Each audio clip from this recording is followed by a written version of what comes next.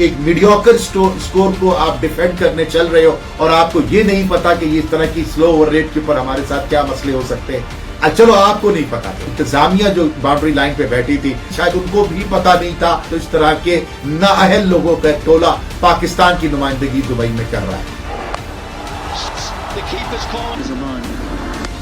पिछली वीडियोस के अंदर मैं ये बात कर चुका हूँ, जब आपने मोहम्मद हफीज और शोएब मलिक को घर भेजा तो उस मिडिल ऑर्डर का हमने क्या किया, हमारे पास कौन से ऐसे मिडिल ऑर्डर हमने प्रोड्यूस किए या जिनको तैयार किया। तो आज आपने देख लिया, जिस मैच में बाबर स्कोर ना कर पाए या जिस मैच में रिजवान स्कोर ना कर पाए, फिर हमारी टीम का वही असर।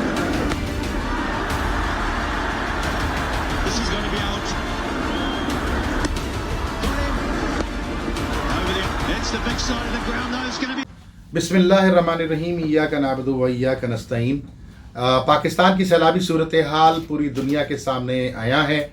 इस वक्त एक तिहाई पाकिस्तान जो है वो पानी में डूबा हुआ है और हमारे हुक्मरानों को फ़िक्र ये है कि अदालती अहकामात की खिलाफ वर्जी हुई है और जनाब इमरान खान पे कौन से मुकदमे मज़ीद कायम किए जाएँ, किस तरह से इमरान खान ने किसको क्या कह दिया, फ़ला मुकदमे में कब जेल जाएंगे, कौन सा क्या मुकदमे के अंदर सज़ा होगी, किस मुकदमे में नाअहल होंगे। और ये सब कुछ करने वाले वो बेहिस्सों का टोला आज 1.5 करोड़ रुपया बाकायदा फ़ोटो सेशन करवाते हुए वज़ीर आज़म के हाथ में सैलाब ज़दगान के लिए दे रहे हैं।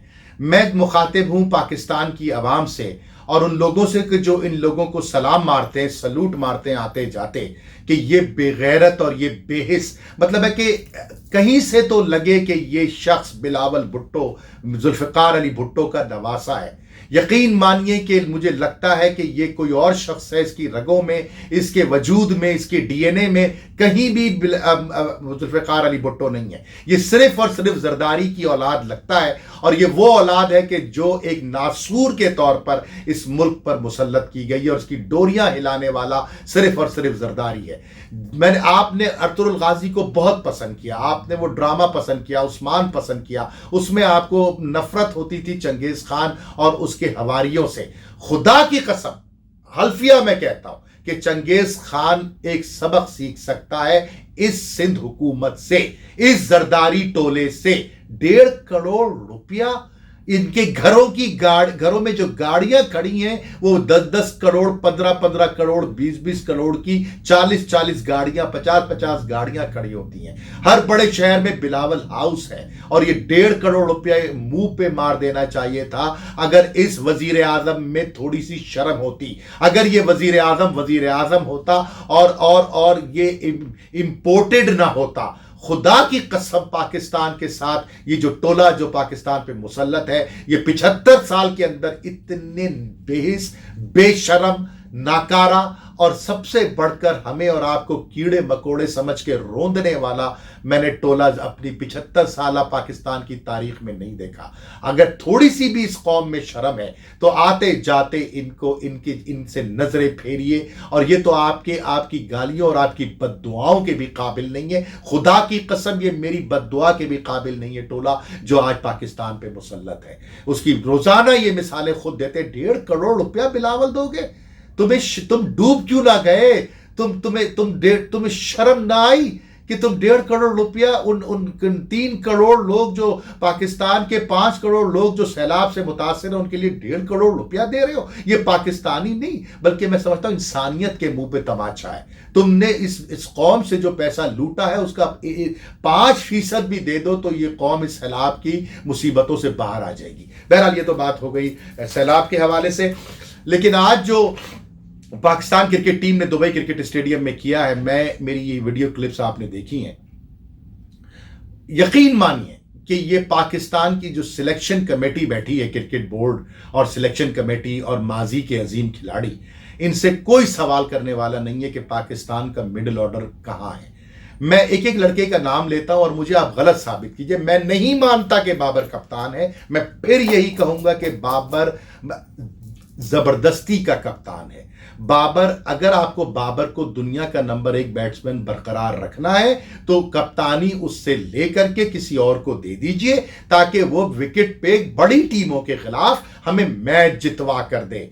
बड़ी टीमों के खिलाफ मैच जितवाए। मुझे बाबर की 100 सेंचुरियों की फिक्र नहीं है, मुझे बाबर से चाहिए स्कोर बोर्ड जिस पे लिखा हो पाकिस्तान वॉन और उसमें नंबर 1 रोल हो बाबर का। मैं ये चाहता हूं। अगर गलत चाहता हूं तो कमेंट बॉक्स में बता दीजिए मुझे। आप मुझे यह बताइए फखर जमान इस टीम का हिस्सा क्यों है। फखर जमान की कारकर्दगी बता दूं, इंडिया के खिलाफ 18 गेंदों में 15 रन, आज के गेम के अंदर जो उन्होंने किया 18 गेंदों में 13 रन, और उसके बाद अफगानिस्तान के मैच में 9 गेंदों में 5 रन।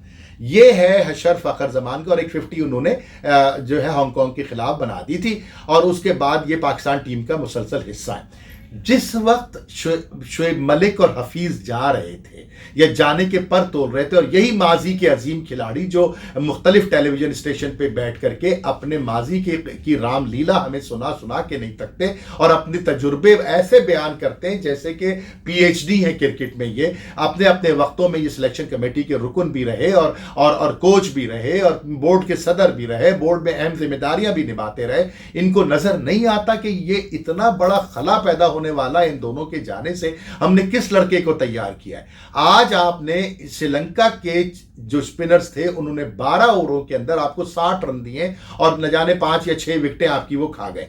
आसिफ अली आते हैं और ऐसे गेंद को देख रहे होते हैं जैसे बराबर से कोई मतलब है कि कोई जानवर गुजर रहा है, बड़ा खूबसूरत सा कुत्ता गुजर रहा है, गुजर गया, अच्छा गुजर गया, विकेट पे लग गया। ओह, इफ्तिखार साहब ऐसे बैटिंग कर रहे हैं कि जैसे कि टेस्ट मैच में भी इससे बेहतर स्ट्राइक रेट लोगों का होता है। खुशदिल शाह, उनको गेंद ही नजर नहीं आ रही। आप अब तक जो मैच जीते हो मेरे प्यारे पाकिस्तानियों, वो इंडिविजुअल ब्रिलियंस पे जीते हो। 2 फुल टॉसेस अगर फारूकी ना मारता तो नसीम शाह 2 छक्के ना मारता। इसी तरह से अगर नवाज के 2 छक्के 3 छक्के ना लगते तो आप हिंदुस्तान के खिलाफ मैच ना जीतते। इसी तरह खुशदिल ने अगर उस दिन ना परफॉर्म किया था तो हांगकांग से भी आप लटक जाते। मेरे प्यारे भाइयों, ये जो बेवकूफ किस्म के नाअहल और सिलेक्शन कमेटी के मेंबरान की क्रिकेट की बागडोर जिनके हाथों में आपने दी हुई है, अगर मैं उनकी जगह पे होता तो डोमेस्टिक से जाकर के मिडिल ऑर्डर तैयार करता। मैं पीएसएल की फ्रेंचाइजीज को बोलता कि भाई वर्ल्ड कप आ रहा है 2022 में, इस साल की तुम अपनी फ्रेंचाइज लीग की टीम में से मुझे 2 मिडिल ऑर्डर के बैट्समैन दो। मोहम्मद यूसुफ, तुम हाई परफॉर्मेंस सेटर में बैठते हो, छोड़ दो सब कुछ, मुझे 2 लड़के मिडिल ऑर्डर में दो, क्योंकि शोएब और हफीज जा रहे हैं। मैं कहता कि मुझे एक ऑफ स्पिनर दे दो। सकलैन, सारी बातें छोड़ो, तुम अपनी सेहत की फिक्र जो तुम बैठ करके खाते रहते हो, लाखों रुपए का बोनसेस और तनख्वाहें, खुदारा उसमें से कुछ हलाल भी कर लो। लेकिन आज 121 रन पे रेत की दीवार, अफगानिस्तान के सामने रेत की दीवार, हिंदुस्तान के सामने चारों शाने चित। आप करना क्या चाह रहे हो? आपके पर कोई एहतसाबी अमल है या नहीं है? आपका हशर भी हमारी इंपोर्टेड हुकूमत जैसा हो गया कि हमें करना कराना कुछ नहीं है, बस हमारे पेट भरते चले जाओ, हम लूटते चले जाएं इस मुल्क को। भाइयों, समझ लो कि ये क्रिकेट बोर्ड आपके सरों पर नासूर सवार है। सिलेक्शन कमेटी, आपके कोचेस किसी काम के नहीं है। आप सिर्फ और सिर्फ इंडिविजुअल ब्रिलियंस पे गेम जीतते हो। इसके अलावा आपकी कोई क्रिकेट की फाउंडेशन नहीं है, कोई एहतसाब नहीं है, कोई पूछने वाला नहीं है, कोई सवाल करने वाला नहीं, क्योंकि ये माजी के अजीम खिलाड़ी हैं। हर टॉक शो में, हर तमाशे वाले शो में, फिल्मों में, ड्रामों में, इधर उधर, और वो 92 के किस्से सुनाएंगे, वर्ल्ड कप के किस्से सुनाएंगे, फला को सिलेक्शन कैसे हुआ सुनाएंगे। इनकी रामलीला ही खत्म नहीं होती। वो उस गुब्बारे से, उस बबल से बाहर ही नहीं निकले कि जो आज से सालों पहले क्रिएट किया था। अब वक्त है कि इस मुल्क को कुछ वापस कर दो। जो रोटियां तुम तोड़ते हो, जो तुम लाखों रुपए की तनख्वाहें, चाहे वो इंजमाम हो, चाहे वो वकार यूनुस हो, चाहे वो मोहम्मद यूसुफ हो, चाहे वो मुश्ताक अहमद हो, चाहे वो सकलैन मुश्ताक हो, ये चाहे मोहम्मद वसीम हो,